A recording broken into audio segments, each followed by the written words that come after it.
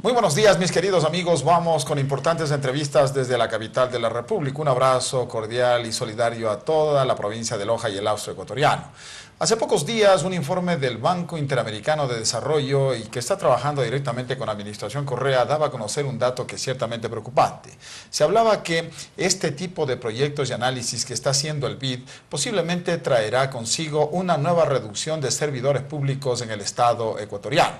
¿Cuál es el alcance de este estudio? ¿Qué es lo que está pretendiendo hacer el gobierno del presidente Rafael Correa en términos de la burocracia y de los servidores públicos? Es lo que queremos preguntarle esta misma mañana a Diego Cano, quien es dirigente de la Unión Sindical del Sector Público. Muchísimas gracias, Diego, que haya venido.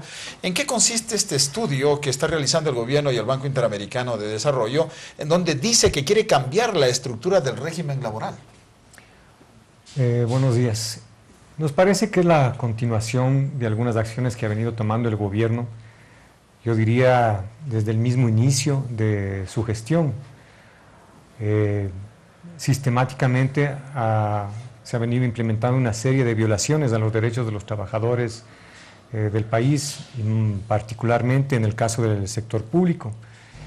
Se dieron mandatos constituyentes, después vino el capítulo laboral de la Constitución, decretos ejecutivos, acuerdos ministeriales, que todos tienen en común la violación de derechos de los trabajadores y que afectan de manera, yo diría, particular, lo que es el derecho al trabajo y a la estabilidad.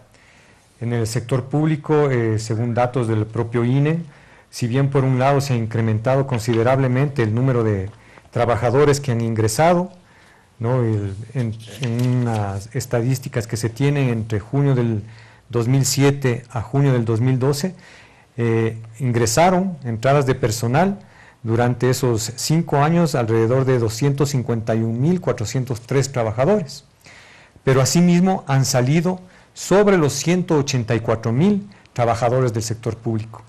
Este dato lo que querría decir, ¿no?, es que hay una alta inestabilidad en el sector público, que hay un amplio segmento de trabajadores y trabajadoras que siguen estando precarizados, que tienen contratos ocasionales, contratos de servicios técnicos especializados, complementarios, o estas nuevas figuras que han venido apareciendo sobre todo en el sector de la salud, que se llama externalización de servicios, que son trabajos que los contratan por temporadas, por meses, hasta máximo un año, ¿no?, que son además un segmento de trabajadores que constituyen una base clientelar de apoyo al proyecto político fácilmente chantajeable, fácilmente manipulable por la necesidad que todo ser humano tiene del trabajo. En este transcurso de estos años se han dado salidas de personal, pero despidos intempestivos, también se han dado vistos buenos, yo diría fraudulentos, se han dado jubilaciones forzosas, compras de renuncias, por absurda que parezca la figura. Este gobierno instituyó a través de un reglamento a la Ley Orgánica de Servicio Público la figura de compra de renuncia obligatoria mediante el decreto ejecutivo 813.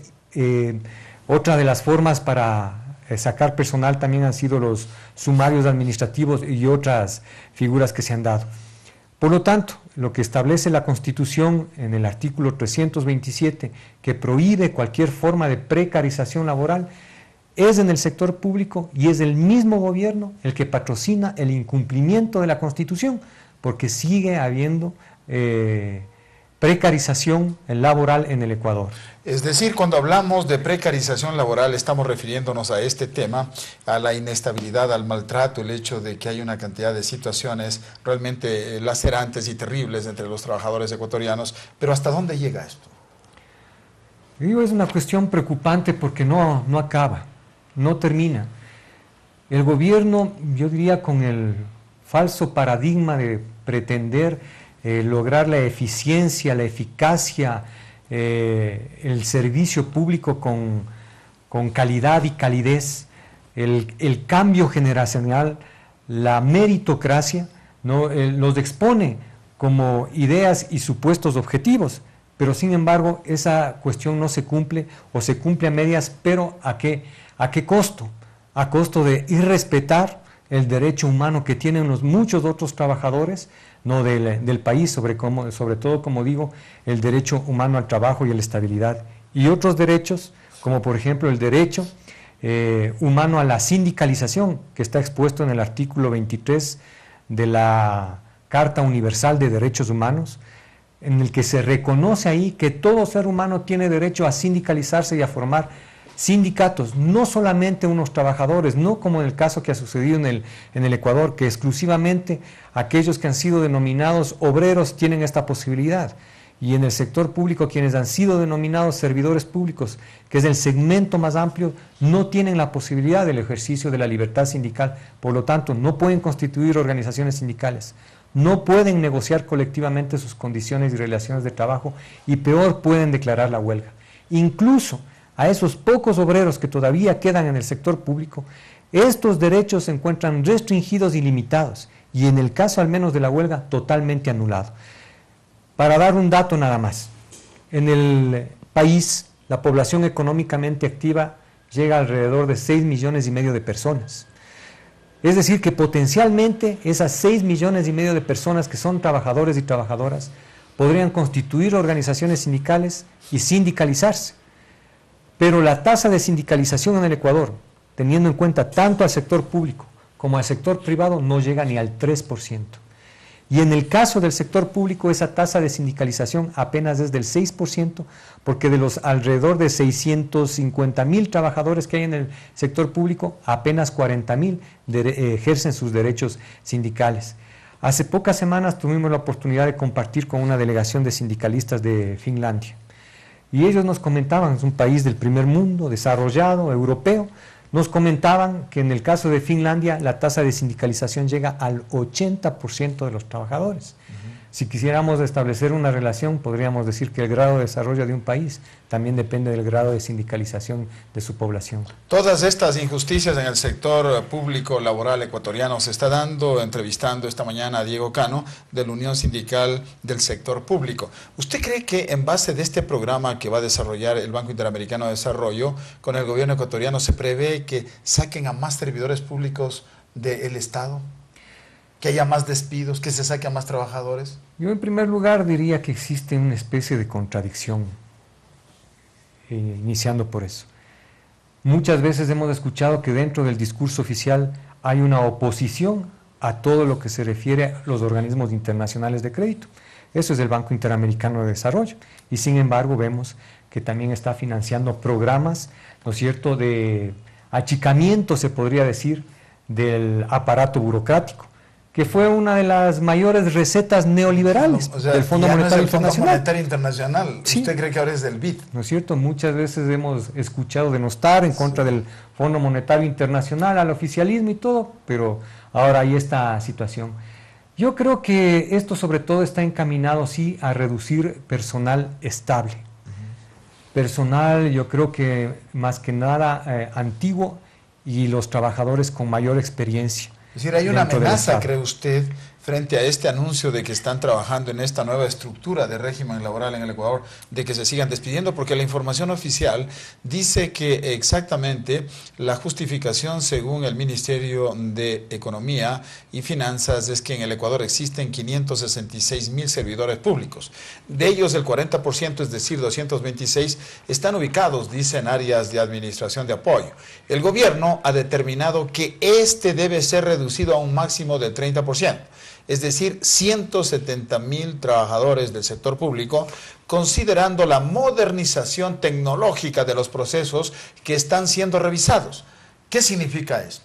Sí, que seguramente vendrán más despidos masivos de trabajadores mediante estas figuras, entre comillas, novedosas que ha venido implementando el gobierno estos últimos años, como digo, las compras de renuncias obligatorias o la externalización de servicios o los servicios técnicos especializados o servicios complementarios, que como dije anteriormente son nuevas formas de precarización del trabajo, porque sobre todo no tienen los trabajadores que son sujetos al sector público a través de estos mecanismos no tienen estabilidad laboral. Es decir, Diego, a propósito de esta información, perdóname usted, yo estoy entendiendo de que como se dice que se ha maximizado y se ha modernizado tecnológicamente al Estado, entonces que ya no van a ser necesarios al menos un 30% de los 560.000 servidores públicos, quiere decir 170.000, ¿o estoy entendiendo mal?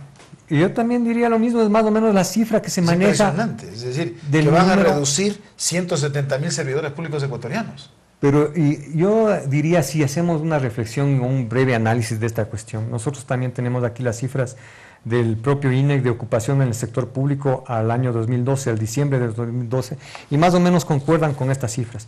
Son 584.000 trabajadores en el sector público, 315.000 hombres, 269.000 mujeres. Hablamos de esta especie de segmento de 170.000 trabajadores que serían despedidos, pero yo creo que ahí hay una intención subyacente en eso. Es no reducir en términos concretos, sino mandar a la precarización a todo el segmento de trabajadores, porque además vemos que este proyecto político requiere de ese segmento de trabajadores que constantemente son manipulados, manejados, ¿no es cierto?, chantajeados para sus movilizaciones, para sus respaldos políticos, porque ya hemos visto en otras ocasiones anteriores que cuando se hacen movilizaciones a favor del gobierno, se presiona a los servidores públicos a que participen en esas movilizaciones. Incluso hubo denuncias, si mal no recuerdo, al año pasado, a raíz de la movilización por la defensa de la soberanía y el agua, no hubo denuncias que en determinado municipio o prefectura del oriente ecuatoriano no se presionaba a que esos trabajadores acudan a esas movilizaciones o pena de ser despedidos, y eso salió en los medios de comunicación. Incluso el propio presidente de la República lo reconoció que era así, que si no respaldaban al proyecto político no podían trabajar. Esto se dice por una parte, y es cierto, ¿habrá alguna prueba en el sentido de que muchos de los funcionarios públicos del gobierno, del sector público, contribuyen al partido de gobierno? ¿Será cierto esto? ¿Se conoce algo?